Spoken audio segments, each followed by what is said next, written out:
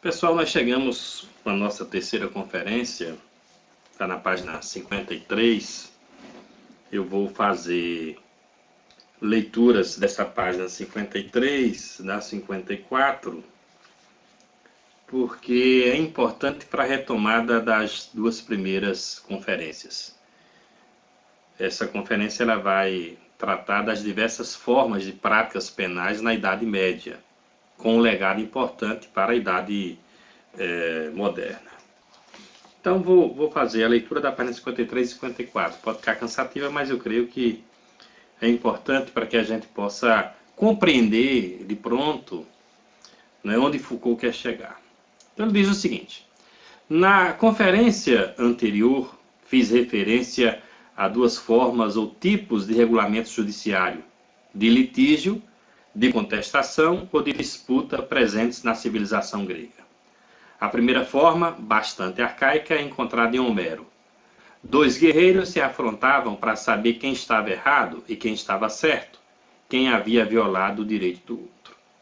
A tarefa de resolver essa questão cabia a uma disputa regulamentada, um desafio entre os dois guerreiros. Um lançava ao outro o seguinte desafio: és capaz de jurar diante dos deuses que não fizestes o que eu afirmo? Em um procedimento como este não há juiz, sentença, verdade, inquérito nem testemunho para saber quem disse a verdade. Confia-se o encargo de decidir não quem disse a verdade, mas quem tem razão, à luta, ao desafio, aos riscos que cada um vai correr. A segunda forma, que é a que se desenrola ao longo de Édipo, para resolver um problema que é também, em um certo sentido, um problema de contestação, um litígio criminal, quem matou o rei Laio, aparece um personagem novo em relação ao velho procedimento de Homero, o pastor. No fundo de sua cabana, embora sendo um homem sem importância, um escravo, o pastor viu e, porque detém em suas mãos esse pequeno fragmento de lembrança, porque traz em seu discurso o testemunho do que viu, pode contestar e abater o orgulho do rei ou a presunção do tirano. A testemunha, a humilde testemunha, por meio unicamente do jogo da verdade que ela viu e enuncia, pode sozinha vencer os mais poderosos. Édipo Rei é uma espécie de resumo da história do direito grego. Muitas peças de Sófocles, como Antígona e Electra, são uma espécie de ritualização teatral da história do direito. Esta dramatização da história do direito grego nos apresenta em resumo de uma das grandes conquistas da democracia ateniense. A história do processo, através do qual o povo se apoderou do direito de julgar, o direito de dizer a verdade, de opor a verdade aos seus próprios senhores, de julgar aqueles que governam. Esta grande conquista da democracia grega, esse direito de testemunhar, de opor a verdade ao poder, se constituiu em um longo processo nascido e instaurado de forma definitiva em Atenas ao longo do século V. Esse direito de opor uma verdade sem poder a um poder sem verdade deu lugar a uma série de grandes formas culturais características da sociedade grega. Primeiramente, elaboração do que se poderia chamar de formas racionais de prova e de demonstração. Isso aqui é chave. Não é? Vou repetir, está na página 54. Primeiramente, a elaboração do que se poderia chamar formas racionais de prova e da demonstração. Como produzir a verdade, em que condições, que formas observar, que regras aplicar. São elas as filosofias, os sistemas racionais, os sistemas científicos. São importantes para a produção da verdade, para a produção de provas. Em segundo lugar, e mantendo uma relação com as formas anteriores, desenvolve-se uma arte de persuadir, de convencer as pessoas da verdade do que se diz, de obter a vitória para a verdade ou ainda pela verdade. Daí a importância, não é, do uso da palavra, do discurso, da retórica. Tem-se aqui o problema da retórica grega. Em terceiro lugar, há o desenvolvimento de um novo tipo de conhecimento. Conhecimento por testemunho, por lembrança, por inquérito. Saber de inquérito que os historiadores como Heródoto, pouco antes de Sófocles, os naturalistas, os botânicos, os geógrafos, os viajantes gregos vão desenvolver e Aristóteles vai totalizar e tornar enciclopédico. Houve na Grécia, portanto, uma espécie de grande revolução que, através de uma série de lutas e contestações políticas, resultou na elaboração de uma determinada forma de descoberta judiciária e jurídica da verdade.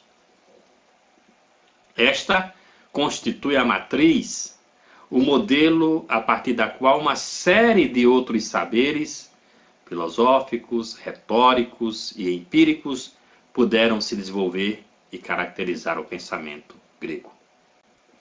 Muito curiosamente, continuei na página 55, a história do nascimento do inquérito permaneceu esquecida e se perdeu, tendo sido retomada, sob outras formas, vários séculos mais tarde, na Idade Média.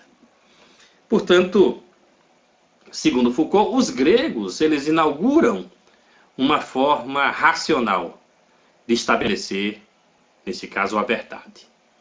Inclusive, utilizando a lembrança e a memória por testemunho.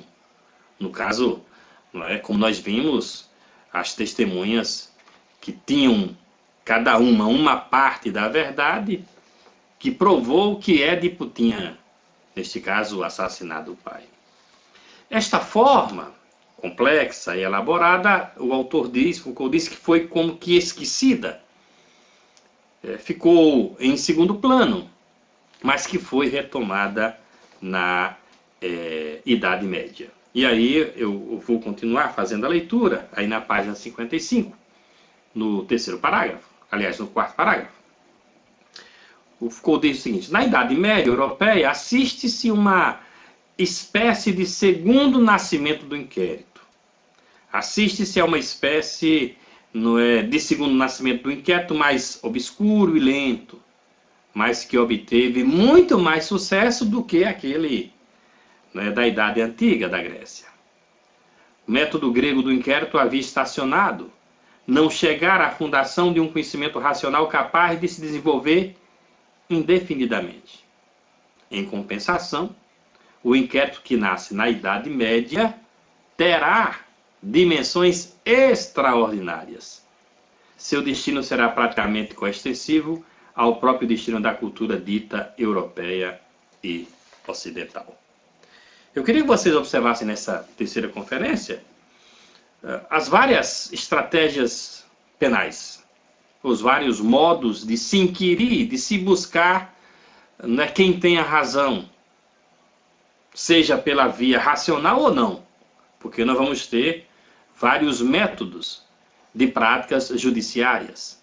Claro que nós temos que atentar, ao longo dessa conferência, os inquéritos. Nós não vamos falar de uma estratégia de inquérito, mas de vários tipos de estratégias, até que a gente chegue no inquérito que vai ser importante para a sociedade moderna, ou para a prática da verdade da sociedade moderna.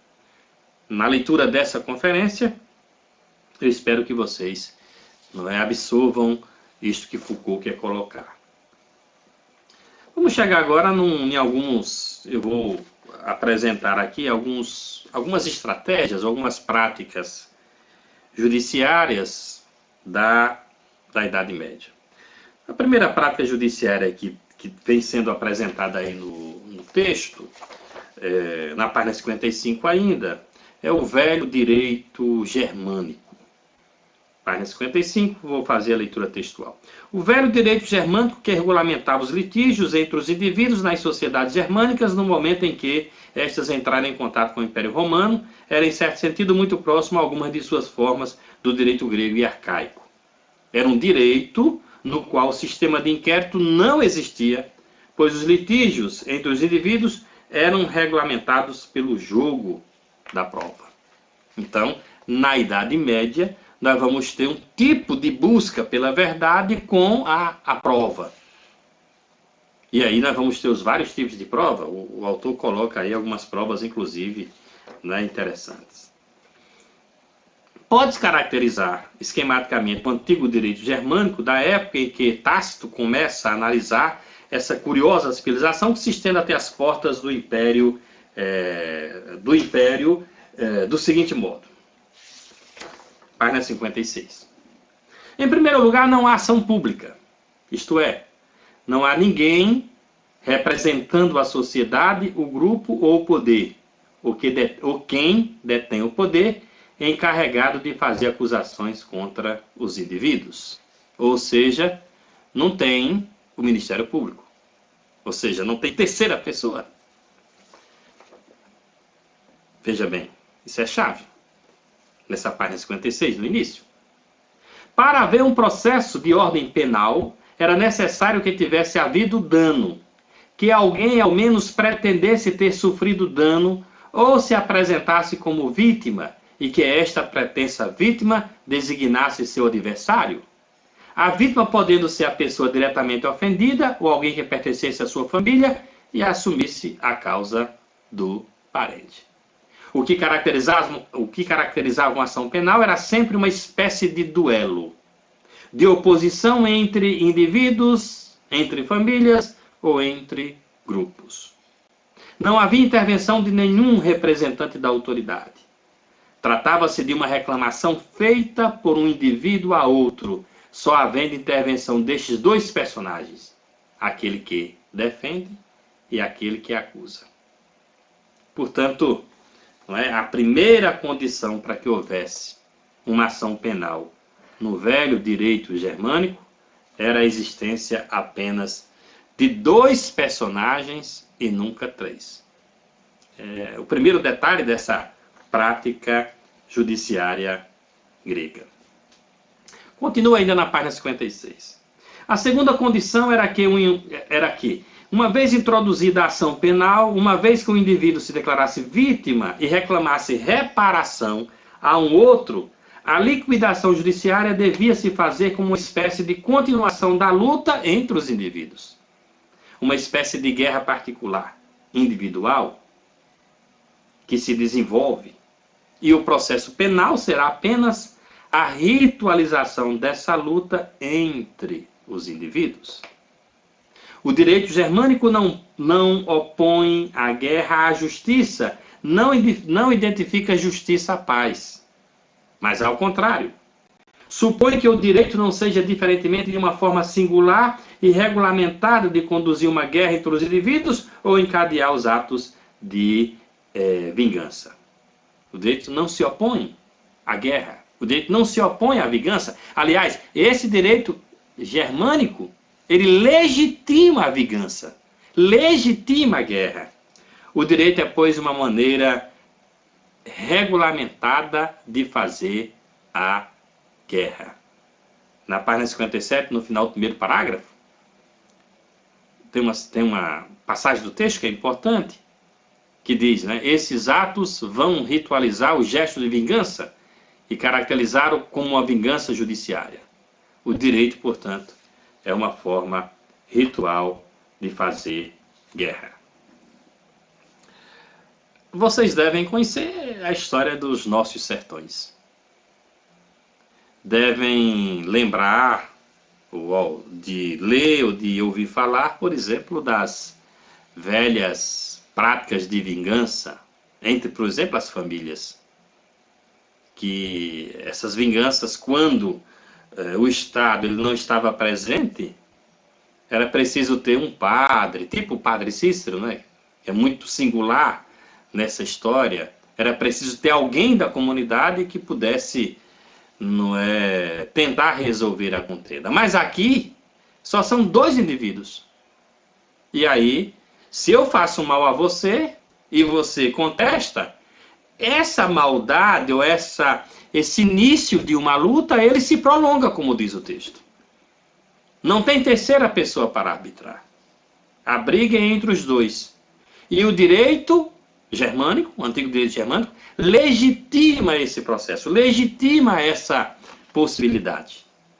Ou seja, se você me faz um mal, eu posso fazer um mal também a você.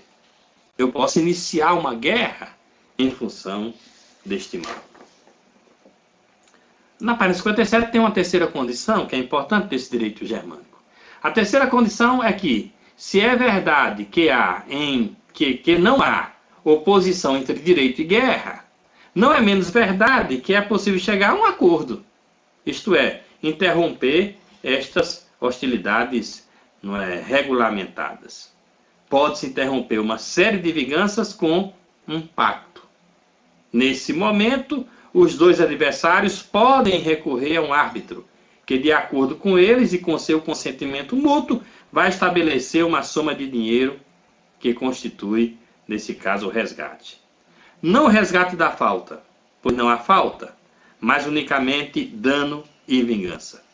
Neste procedimento do direito germânico, um dos dois adversários resgata o direito de ter a paz, de escapar à possível vingança do seu adversário.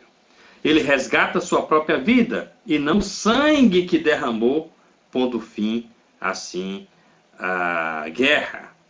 A interrupção da guerra ritual é o terceiro ato, ou ato terminal do drama judiciário no velho direito germânico. Portanto, se eu estou em guerra com alguém, nesse direito germânico, eu posso pedir a paz. Não para reparar o que já passou, não para reparar o sangue derramado, mas para poder, se eu estou pedindo a paz, é porque eu quero a vida, eu quero continuar a viver. Mas isso vai custar, como diz o próprio texto. Se eu quero a paz, eu tenho que pagar para ter a paz. Então, não é só se entra em guerra, segundo o direito antigo germânico, quem tem as costas largas, como diz o ditado popular. Ou seja, só entra em conflito, em litígio, quem pode continuar, tem armas para poder continuar e também tem recursos para poder sair. Não é só continuar, é sair. Senão, a guerra vai até a última gota de sangue de um dos adversários.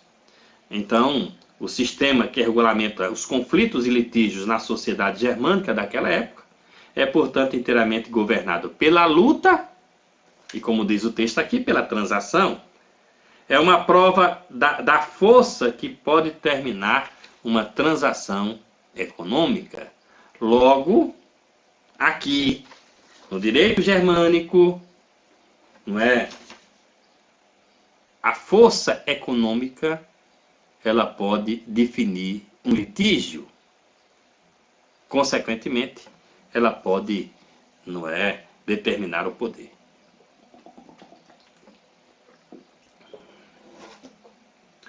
O autor diz, na página 58, que não vai se deter longamente na série de peripécias que fez com que esse direito germânico tivesse entrado em rivalidade, em concorrência e, às vezes, em cumplicidade com o direito romano que reinava nos territórios ocupados pelo Império Romano. Entre os séculos 5 e 10, segundo aí o texto, houve uma série de penetrações, peripécias e conflitos entre esses dois sistemas. O direito feudal, especialmente da Alta Idade Média, o autor vai dizer que é basicamente esse direito germânico, ou esse direito de impor a guerra. Também, a página 58, vai trazer um outro tipo de prática judiciária. Está aí no último parágrafo. No direito feudal, o litígio entre dois indivíduos era regulamentado também pelo sistema de prova. Quando um indivíduo se apresentava como portador de uma reivindicação, de uma contestação, acusando um outro de ter matado ou roubado, o litígio entre os dois era resolvido por uma série de provas aceitas por ambos e que os dois eram submetidos. Esse sistema era uma maneira de provar não a verdade, então não era racional, mas a força, o peso, a importância de quem dizia. Havia, em primeiro lugar, provas sociais, provas da importância social do indivíduo. Por exemplo, no Velho Direito de Borgonha do século XI, quando alguém era acusado de assassinato, podia perfeitamente estabelecer sua inocência, reunindo à sua volta 12 testemunhas que juravam não ter ele cometido nenhum assassinato. O juramento não se fundava, por exemplo, no fato de terem visto com vida a pretensa vítima, ou em um álibi para o pretenso assassino. Para prestar juramento, testemunhar que o indivíduo não tinha matado, era necessário ser parente do acusado. Era preciso ter com ele relações sociais de parentesco que garantiam não sua inocência, mas garantiam a sua importância social. Então, mato alguém, sou acusado de assassinato, mas aí não é consigo encontrar 12 pessoas que vão dizer que eu sou legal. O que é que vai acontecer? Eu serei,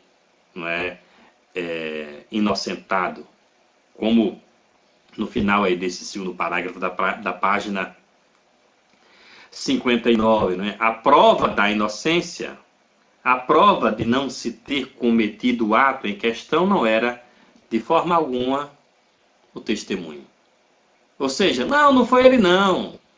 Eu tenho certeza que não foi ele, porque eu estava com ele no dia do assassinato. Não é dessa forma. É a partir do depoimento de 12 pessoas que vão, de certa forma, dizer que você é inocente.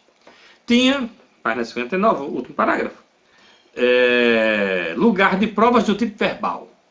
Quando o indivíduo era acusado de alguma coisa, roubo ou assassinato, devia responder a esta acusação com certo número de fórmulas, garantindo que não havia cometido assassinato ou roubo. Ao pronunciar estas fórmulas, podia-se fracassar ou ter sucesso. Em alguns casos, pronunciava-se a fórmula e perdia-se. Não por haver dito uma inverdade ou por se provar que havia mentido, mas por não ter pronunciado a fórmula como devia. Um erro de gramática, uma troca de palavra, ou seja, isso poderia, de certa forma, derrubar a pessoa. Tem um negócio importante também, aqui na 59, eu vou fazer a leitura dessa 59 e passar para 60, que dizia o seguinte: a confirmação de que, ao nível da prova, só se tratava de um jogo verbal é que, no caso de um menor, de uma mulher ou de um padre, o acusado podia ser substituído por outra pessoa. Aqui entra, a primeira aparição, vamos dizer assim, do advogado. Quando surgiu o advogado? Veja, nessa página 60 aqui, vocês vão descobrir quando surgiu o advogado. Essa outra pessoa, que mais tarde se tornaria, na história do direito, o advogado, era quem devia pronunciar as fórmulas no lugar do acusado. Se ele se enganava ao pronunciá-la, aquele em nome de quem falava, perdia o processo. Havia, em terceiro lugar, as velhas provas mágico-religiosas do juramento. Pedia-se ao acusado que prestasse juramento, e caso não ousasse ou hesitasse, perdia o processo. Lembra? Aqui é retomado. Quando eu digo lembra, é lá da história de Menelau e de Antíloco, o juramento. Você jura por Deus? Eu juro. Ou não jura, né? Houve, finalmente, está na página 60, as famosas provas corporais, físicas, chamadas ordalhos, que consistiam em submeter uma pessoa a uma espécie de jogo, de luta com seu próprio corpo, para constatar se venceria ou se fracassaria. Por exemplo, na época do Império Carolíngio, havia uma prova célebre imposta a quem fosse acusado de assassinato em certas regiões do norte da França. O acusado devia andar sobre ferro em brasa. E 2 dias depois, se ainda tivesse cicatrizes lá nos pés, perdia o processo. Havia ainda uma outra prova, como o ordalho da água, que consistia em amarrar a mão direita ao pé esquerdo de uma pessoa e atirá-la na água. Se ela não se afogasse, perdia o processo, porque a própria água não a recebia bem. E se ela se afogasse, teria ganho o processo, visto que a água não teria rejeitado. Já pensou? E aí, você se afogaria ou não? Aí a mão, né? A mão direita e o pé esquerdo amarrado. Todos esses afrontamentos do indivíduo ou do seu corpo como elementos naturais são uma transposição simbólica cuja semântica deveria ser estudada da própria luta dos indivíduos entre si. No fundo, trata-se sempre de uma batalha, trata-se sempre de um saber. Aliás, trata sempre de um saber, não. Trata sempre de saber quem é mais forte. Quem não fica com as cicatrizes no pé, quem consegue se afogar. Então, no velho direito germânico, o processo é apenas uma continuação ritualizada, não é, da guerra. Na página 61, tem também a prova binária. Eu vou fazer a leitura aqui desse segundo parágrafo. No sistema de prova judiciária feudal, trata-se não da pesquisa da verdade, mas de uma espécie de jogo de estrutura binária. O indivíduo aceita a prova, ou renuncia a ela. Se renuncia, se não quer tentar a prova, perde o processo de antemão. Havendo a prova, vence ou fracassa. Não há outra possibilidade. A forma binária é a primeira característica da prova. Ou eu faço, e aí venço ou perco, ou não faço. Não fazendo, eu já estou, neste caso, não é, derrotado. Ainda na página 61, é importante, nesse sistema de prova, perceber se tem terceira pessoa ou não.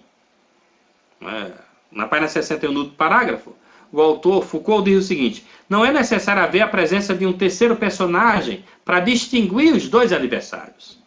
É o equilíbrio das forças, o jogo, a sorte, o vigor, a resistência física, a agilidade intelectual que vão distinguir os indivíduos segundo um mecanismo que se desenvolve, neste caso, automaticamente.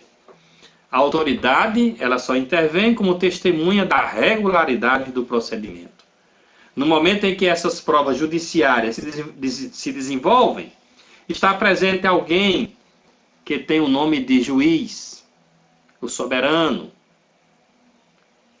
ou aquele designado com o consentimento mútuo dos dois adversários, simplesmente para constatar que a luta se desenvolveu regularmente.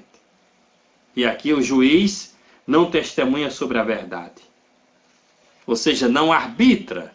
O juiz apenas diz se o processo, ou se o sistema de prova, ele foi regular ou não. Quarta característica, o autor diz aí, é que localiza quem vai dizer a verdade para estabelecer que essa verdade não é a verdade do mais forte, é aquele que tem, em tese, a razão. Mas tem a razão não porque tem a verdade dos fatos. Tem a razão porque vence. Tem a razão porque, neste caso, não é mais forte. A prova é um operador do direito, um permutador da força pelo direito, uma espécie de shifter que permite a passagem da força ao direito. Se eu tenho força, se eu tenho condições físicas, especialmente, eu tenho a verdade. Então, força e direito. Essa relação aí nesse tipo de prática, judiciárias. Na página 62, lá no último parágrafo, Foucault vai dizer que esses tipos de práticas judiciárias, eles vão desaparecendo a partir do século XII e até o século XIII, esse tipo de prática vai desaparecendo. Toda a segunda metade da Idade Média vai assistir a transformações dessas velhas práticas e invenção de novas formas de justiça, de novas formas de práticas e procedimentos judiciários. Formas que são absolutamente capitais para a história da Europa e para a história do mundo inteiro, na medida em que a Europa impôs violentamente o seu jugo a toda a superfície da Terra. O que foi inventado nessa reelaboração do direito é algo que, no fundo, concerne não tanto aos conteúdos, mas às formas e condições de possibilidade de saber. O que se inventou no direito dessa época foi uma determinada maneira de saber, uma condição de possibilidade de saber, cujo destino vai ser capital no mundo ocidental. E claro, quando Foucault coloca esta frase do final da página 62 e início da página 63, ele está se referindo àquilo que já foi discutido na primeira conferência, aos instrumentos que vão servir para o estabelecimento da verdade, especialmente os instrumentos da ciência, ou as ciências, não é, humanas. Esta modalidade de saber é o inquérito, que apareceu pela primeira vez na Grécia, nós já vimos aqui, que ele ficou encoberto e que vai reaparecer nos séculos XII e XIII, diferente daquele tipo de inquérito que apareceu lá, não é, em Édipo. E aí nós vamos ter, não é, essas novas formas de inquérito. Os inquéritos que vão aparecer aí, e aí o autor nas páginas 63,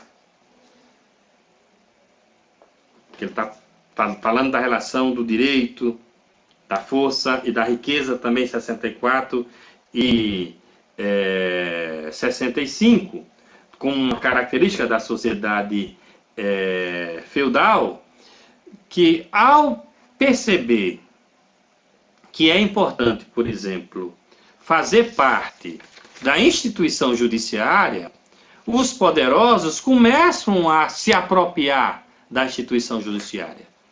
Eles passam não só a ser juízes da regularidade, como eles passam a interferir como terceira pessoa. E aí, não é, como Foucault diz nesta conferência, é ponto capital, é ponto importante para a sociedade ocidental, por que não dizer para a sociedade, não é, mundial. Na página 64, falando sobre isso, ele diz, né, que primeiro, né, nas sociedades feudais as riquezas se trocam não apenas porque são bens e signos, mas porque são bens, signos e armas. A riqueza é o meio pelo qual se pode exercer tanto a violência quanto o direito de vida e de morte sobre os outros. Compreende-se assim, porque os mais poderosos procuravam controlar os litígios judiciários, impedindo que eles se desenvolvessem espontaneamente entre os indivíduos, e porque tentaram apossar-se da circulação judiciária e litigiosa dos bens, o que implicou a concentração das armas e do poder judiciário que se formava na época nas mãos dos mesmos, não é, indivíduos. A existência de poder executivo, legislativo e judiciário é uma ideia aparentemente bastante velha, né, no direito constitucional. Na verdade, trata-se de uma ideia recente, que, como diz o autor aqui, trata da época de Montesquieu. Para Foucault, o que interessa é ver como se formou um poder judiciário, especialmente a partir do século XIII, na Idade Média. Na Alta Idade Média, antes do século XIII, não havia poder judiciário. A liquidação era feita entre indivíduos. Pedia-se ao mais poderoso, aquele que exercia a soberania, que não fizesse justiça, mas que constatasse em função de seus poderes políticos, mágicos e religiosos, a regularidade do procedimento. Não havia poder judiciário autônomo, nem mesmo poder judiciário nas mãos de quem detinha o poder das armas, o poder político. Na medida em que a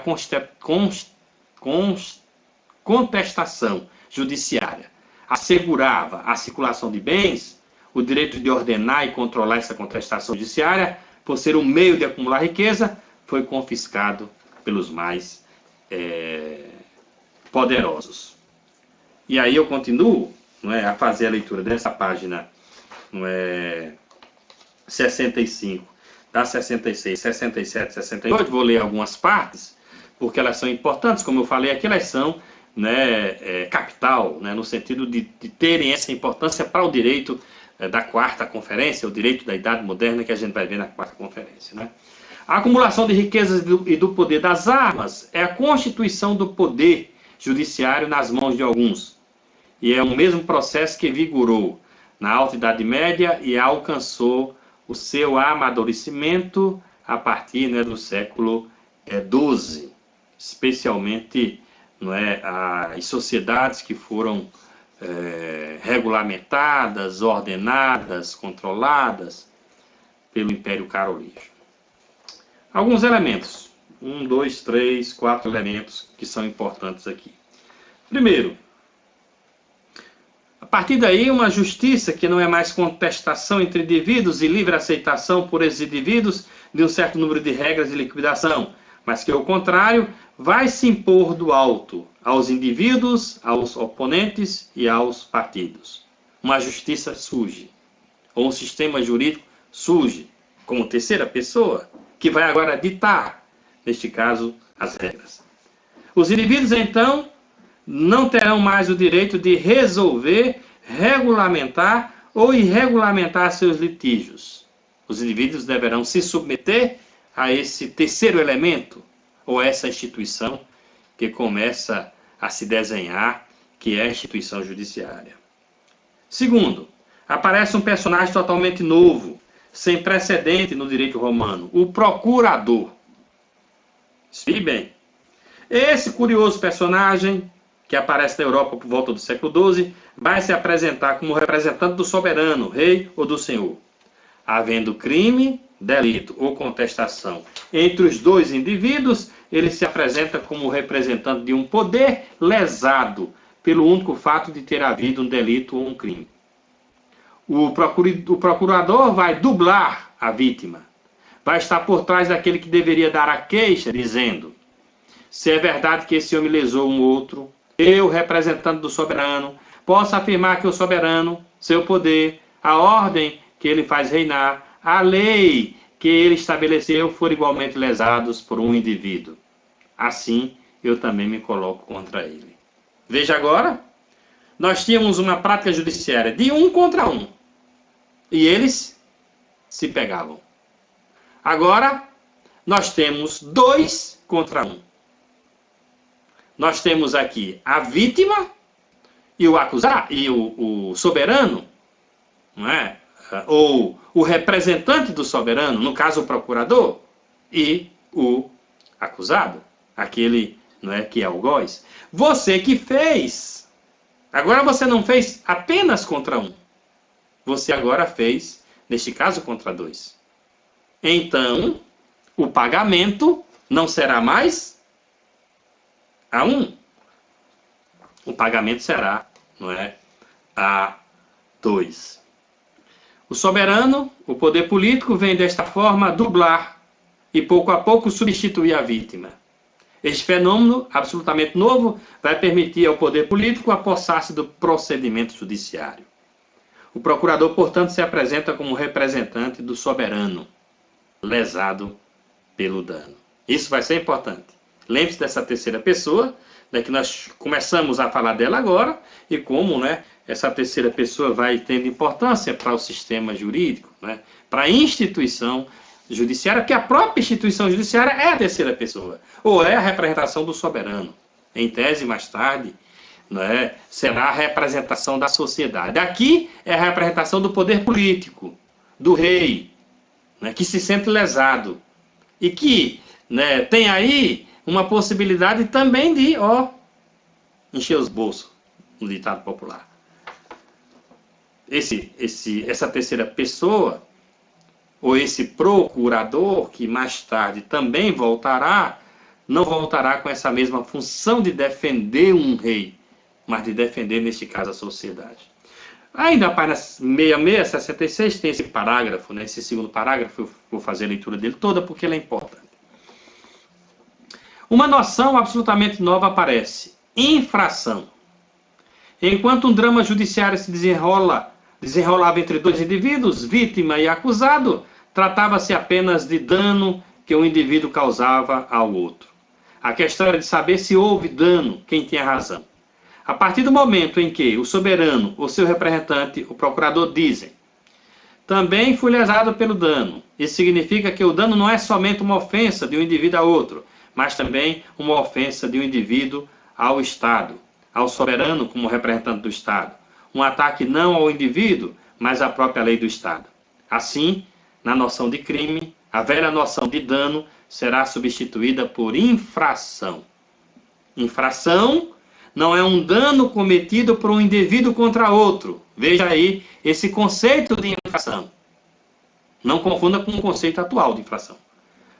Veja só, é uma ofensa ou lesão de um indivíduo à ordem, ao Estado, à lei, à sociedade, à soberania, ao soberano.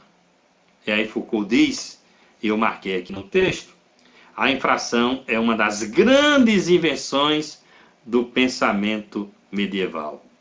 Vemos assim como o poder estatal vai confiscando todo o procedimento judiciário, todo o mecanismo de liquidação interindividual dos litígios da Alta Idade Média. Como é importante, né, para essa sociedade aparecer uma terceira pessoa. E como essa terceira pessoa se apropria, não é, do sistema de litígio, para poder, neste caso, também, né, se apropriar da riqueza. Quarto elemento. Há ainda uma última descoberta, uma última invenção tão diabólica quanto a do procurador e da infração. O Estado, ou melhor, o soberano, já que não se pode falar de Estado nessa época, né? Então é melhor falar de soberano, é não somente a parte lesada, mas também o que exige reparação. Quando o indivíduo perde o processo, é declarado culpado e deve ainda uma reparação à sua vítima. Mas esta reparação não é absolutamente do antigo direito feudal ou do antigo direito germânico. Não se trata mais de resgatar sua paz, dando satisfação a seus adversários.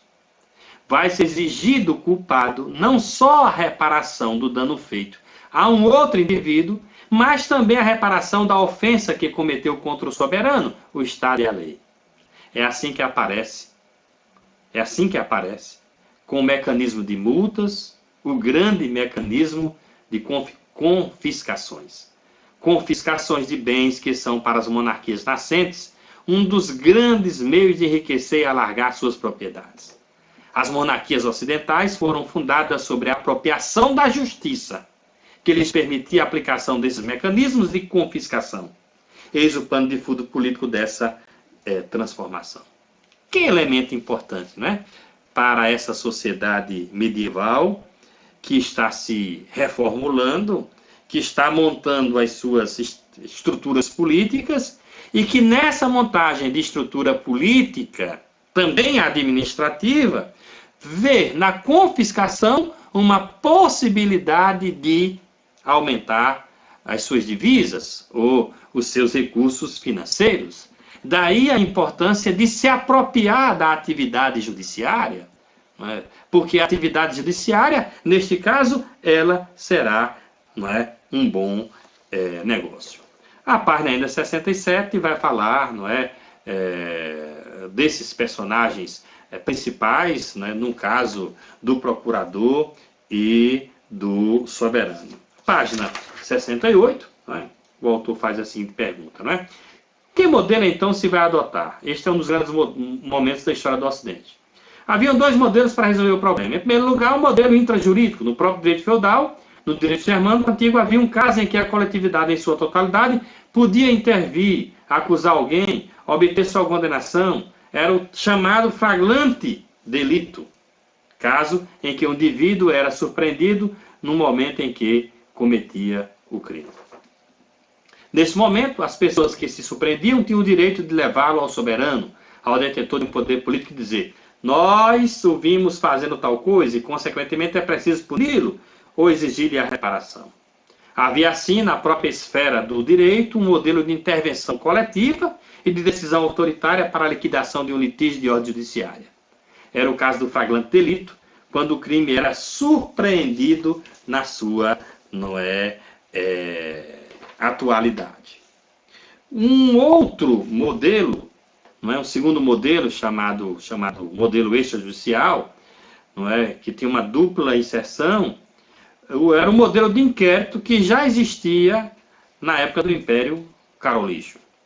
Quando os representantes do soberano tinham de solucionar um problema de direito, de poder, ou de uma questão de impostos, de costumes, de foro ou de propriedade, procedia-se a algo perfeitamente ritualizado e regular. A inquisitio, ou o inquérito. O representante do poder chamava pessoas consideradas capazes de conhecer costumes, conhecer o direito, os títulos de propriedade. Reunia essas pessoas, fazia com que jurassem dizer a verdade, que conheciam, que tinham visto, que sabiam ter ouvido dizer. Em seguida, deixavam aquelas pessoas a sós e aquelas pessoas, elas deliberavam sobre o litígio. É um tipo de inquérito, fora esse flagrante delito, nós vamos ter o processo de inquérito, como diz aí, fundado nesta, digamos assim, reunião de pessoas que numa sala reservada, vocês já conhecem isso, não é? Então percebem de onde vem a ideia de colocar pessoas em salas reservadas, em sala reservada para dar o veredito final. Então aqui nesse modelo de inquérito, ele inaugura essa forma de resolução de problema. Os procedimentos do inquérito administrativo, que está aí na página 69, inclusive alguém me fez uma pergunta sobre esse tipo de inquérito. Né? Primeiro, o poder político é personagem principal, porque ele vai conduzir o inquérito. Segundo, o poder se exerce primeiramente fazendo perguntas e questionando. Não sabe a verdade e procura sabê-las a partir desses questionamentos. Terceiro, o poder para determinar a verdade dirige-se aos notáveis, pessoas consideradas capazes de saber devido à sua situação de riqueza, idade e notabilidade. E geralmente não são quaisquer pessoas, na atualidade, né, que são convocadas para júri. Né? Então perceba aí como essa coisa do júri, a escolha de pessoas para o júri de hoje, né, a ascendência ou a origem delas está nesse procedimento de inquérito. E a questão da reunião livre dessas pessoas, livremente numa sala, para que elas, de certa forma, decidam o veredito. Então, nós temos aí um tipo, como diz a página 70, de estabelecimento da verdade ligado à gestão administrativa, que é a primeira grande forma de Estado conhecida no Ocidente a partir dos séculos 10, 11, 12 e 13. Também tem o inquérito da Igreja Católica, da Igreja Merovígia e Carolígia, que chamava-se de visitatio, consistia na visita de um bispo que devia, percorrendo a sua diocese, fazer, neste caso, investigações, perguntas. Nós temos aqui no Brasil, colônia, esse tipo de inquérito, esse tipo de busca pela verdade, nos chamados autos de Inquisição. Nós temos aí os padres, que vinham fazer, neste caso, a investigação. O inquérito da igreja, como diz aí na página 71, ele não só é um inquérito espiritual sobre os pecados, mas também um inquérito sobre a vida, neste caso, cotidiana do próprio povo. Página 71 tem uma pergunta interessante que o autor diz: o inquérito teve uma dupla origem, um questionamento. Ou seja, a primeira origem desse inquérito na Idade Média é uma origem ligada às questões administrativas do Império Carolígio, certo? E também um segundo elemento de origem do inquérito na Idade Média é a própria necessidade da Igreja para poder se chegar à verdade, ou estabelecer elementos que façam com que o acusado ele esteja sendo acusado com fatos reais ou fatos verdadeiros.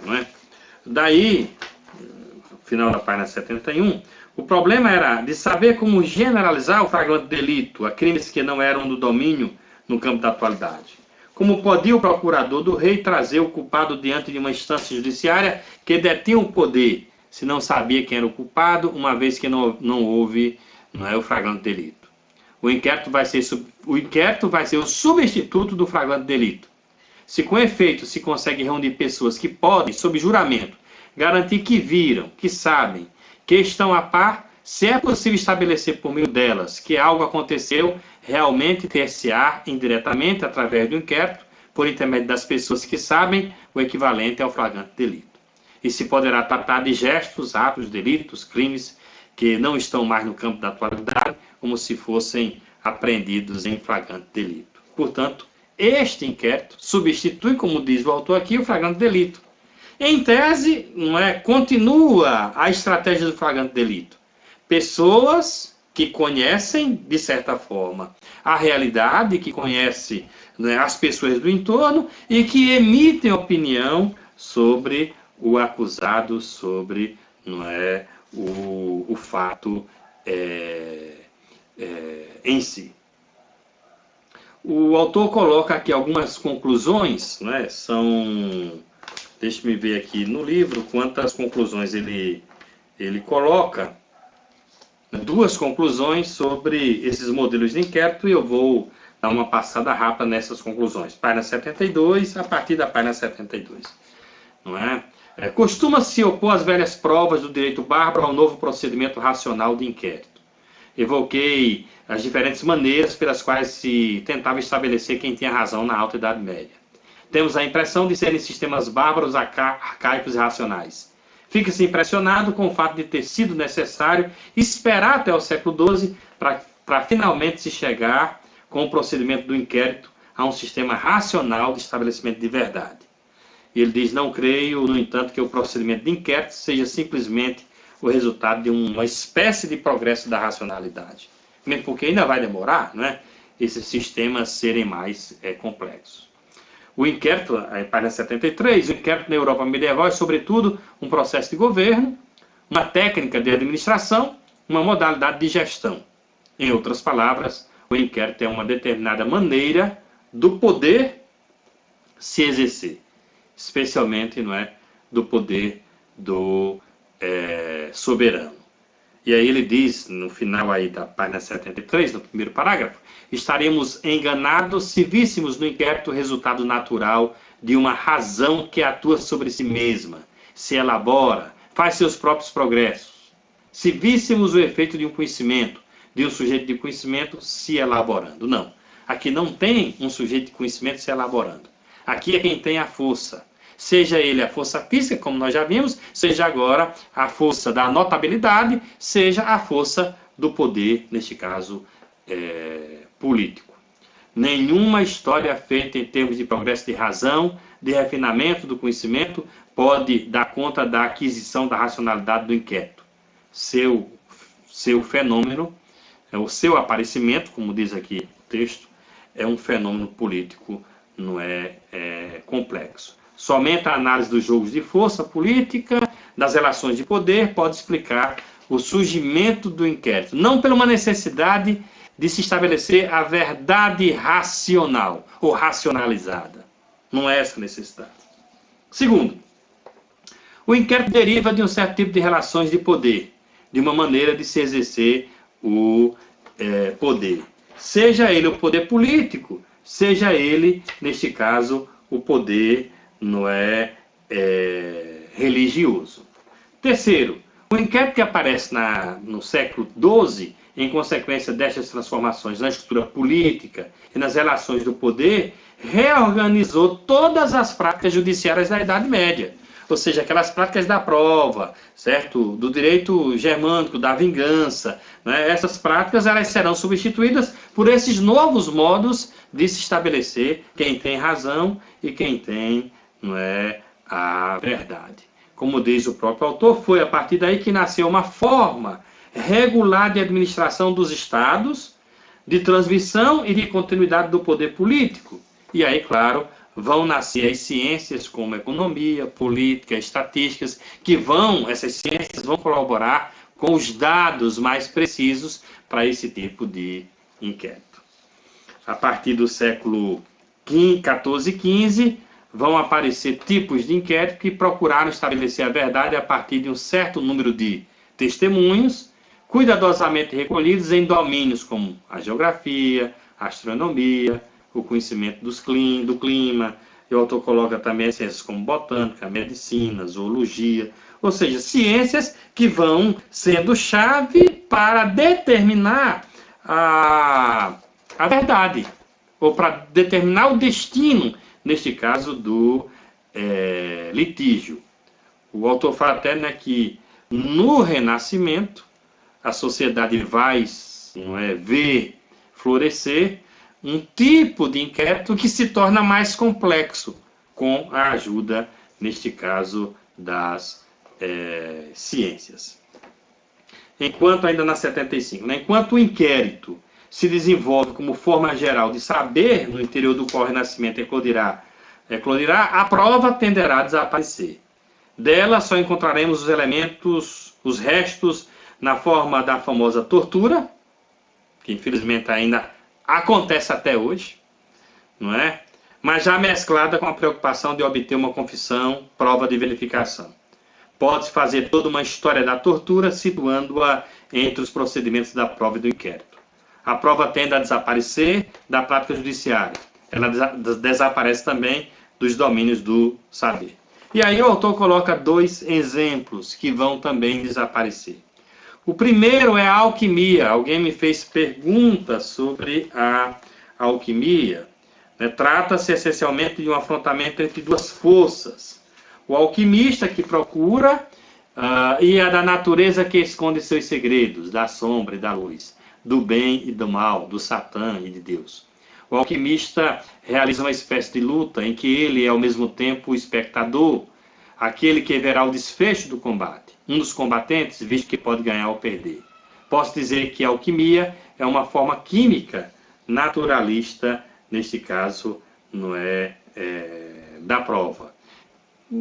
Se tratava de estabelecer fórmulas mágicas em que, né, a partir dessas fórmulas que o alquimista dava ao acusado, esse acusado sairia, né, dizendo, neste caso, a verdade. Mas, infelizmente, por efeito de droga, ou por efeito, neste caso, da alquimia, que, claro, vai ser relegada em função do aparecimento de ciências que estão mais na área da comprovação.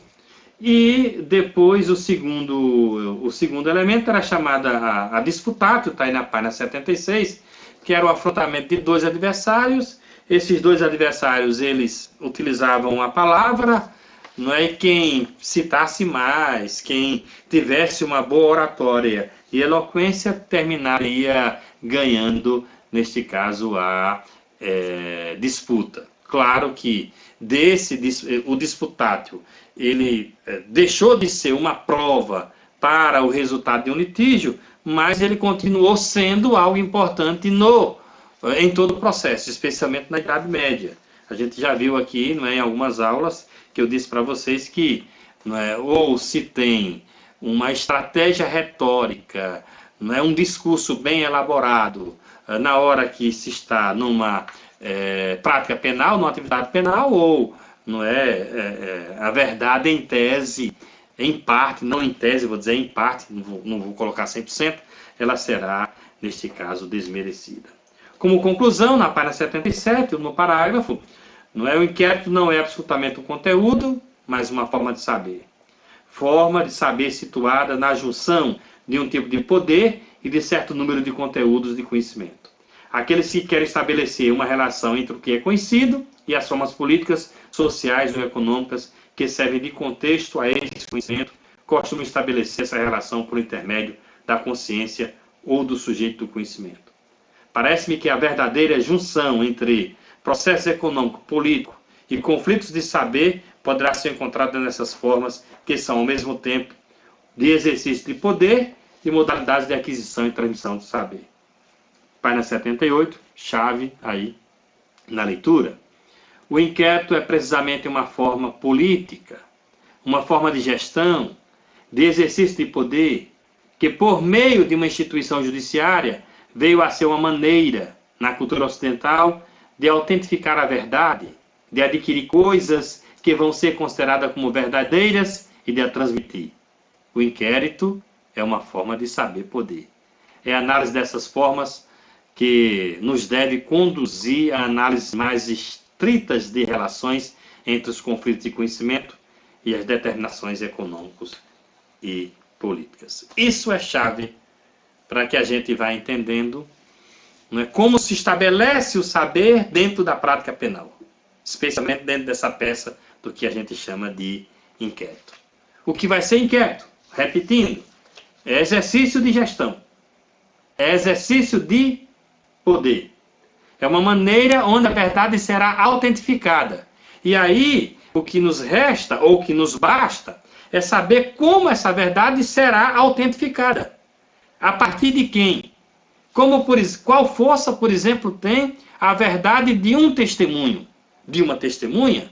Qual força que tem, por exemplo, a ciência, não é, da psicanálise dentro de um inquérito, como a gente vai ver, né, aqui na quarta conferência, na próxima videoaula. Então, o inquérito, trocando aqui em miúdos esta quarta conferência, para que a gente pense bem a sociedade da quarta conferência, mas nessa terceira conferência, repito, o inquérito é uma forma de saber poder.